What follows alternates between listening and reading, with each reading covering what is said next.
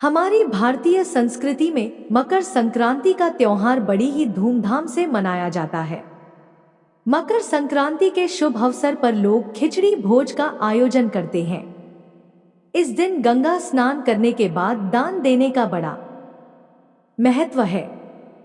शास्त्रों में बताया गया है कि मकर संक्रांति के दिन दान देने से इसका फल 100 गुना अधिक बढ़ जाता है। मकर संक्रांति ब्रह्मा, विष्णु, महेश आदि शक्ति और सूर्य देव की उपासना का दिन होता है। मकर संक्रांति के दिन कथा सुनने का भी बहुत महत्व है। आइए सुनते हैं मकर संक्रांति की कथा। कथा को सुनने से पहले आप सभी से विनम्र निवेदन है कि मेरे चैनल को सब्सक्राइब कर लें तथा वीडियो को लाइक, शेयर और कमेंट जरूर करें। तो शुरू करते हैं मकर संक्रांति की कथा। एक समय था जब पृथ्वी लोक पर बब्रुवाहन नाम का एक राजा हुआ करता था। उसके राज्य में किसी प्रकार की कोई कमी नहीं थी। इसी राज्य में एक हरिदास नाम का एक व्यक्ति निवास करता था। उसकी गुणवती नाम की पत्नी थी। वह धर्म का आचरण करने वाली एक पतिव्रता महिला थी। गुणवती ने अपना पूरा जीवन पूजा पाठ और सभी देवी देवताओं की उपासना में लगा दिया।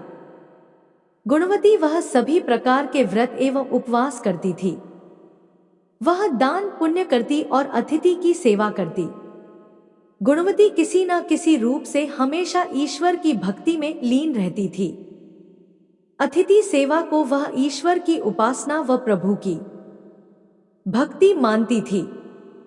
ईश्वर की सेवा करते करते जब वह वृद्ध हो गई, वृद्ध अवस्था में गुणवती की मृत्यु हो गई। जब गुणवती की मृत्यु हुई तो धर्मराज के दूत उसे अपने साथ धर्मराजपुर ले गए। यमलोक के सुंदर सिंहासन पर धर्मराज बैठे हुए थे। उनके पास चित्रगुप्त भी बैठे थे।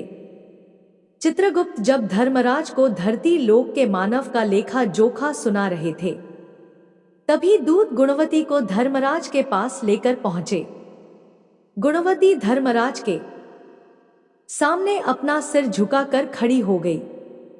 चित्रगुप्त ने गुणवती का लेखा जोखा निकालकर धर्मराज को बताया। चित्रगुप्त ने बताया कि कैसे गुणवती ने अपना जीवन सत्य कर्म करते हुए बिताया। धर्मराज गुणवती के चरित्र के बारे में जानकर बहुत प्रसन्न हुए, लेकिन उनके मुख पर मुस्कान के साथ साथ थोड़ी उदासी भी थी। यह देखकर गुणवती बोली, हे प्रभु, मैंने अपने जीवन में इतने सत्कर्म किए हैं, फिर भी आप इतने उदास क्यों हैं? इसका कारण क्या है? प्रभु, क्या मुझसे कोई भूल हो गई है? धर्मराज ने कहा कि हे देवी, तुमने सभी देवी देवताओं के व्रत किए, उनकी पूरी निष्ठा से उपासना की, दान पुण्य भी किए, लेकिन तुमने कभी मेरे नाम से कोई उपासना नहीं की और न ही दान पुण्य किया। धर्मराज की यह बात सुनकर गुणवती धर्मराज से क्षमा याचना करने लगी और बोली, मुझे आपकी उपासना के बारे में कोई जानकारी नहीं थी। कृपा करके आप मुझे ऐसा उपाय बताइए जिससे आपकी कृपा सभी मनुष्य को प्राप्त हो सके। मैं आपके मुख से आपकी भक्ति का मार्ग सुनना चाहती हूँ और मेरी कामना है कि मृत्यु लोक पर वापस जाकर मैं आपकी भक्ति करूं और सभी लोगों को इस बारे में बताऊं। धर्मराज ने कहा कि जिस दिन सूर्य देव उत्तरायण में प्रवेश करते हैं, यानी मकर संक्रांति के दिन मेरी पूजा शुरू करनी चाहिए। मकर संक्रांति के दिन से लेकर साल भर सत्य कर्म करते रहना चाहिए। लोगों को भोजन कराना, सेवा करना, गरीब व्यक्ति को दान देना चाहिए, मेरी कथा सुननी चाहिए। व्यक्ति को धर्म के इन 10 नियमों का पालन करना चाहिए। व्यक्ति को धीरज रखना चाहिए और संतुष्ट रहना चाहिए। अपने मन को वश में रखना चाहिए।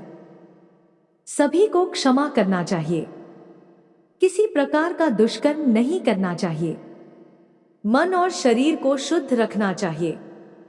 अपनी इंद्रियों को वश में रखना चाहिए। बुरे विचारों को अपने अंदर नहीं आने देना चाहिए। ईश्वर की भक्ति, पूजा पाठ, दान पुण्य करना चाहिए। व्यक्ति को उपवास व्रत रखना चाहिए और कथा सुननी चाहिए। सभी से अच्छा व्यवहार करना चाहिए और हमेशा सत्य बोलना चाहिए।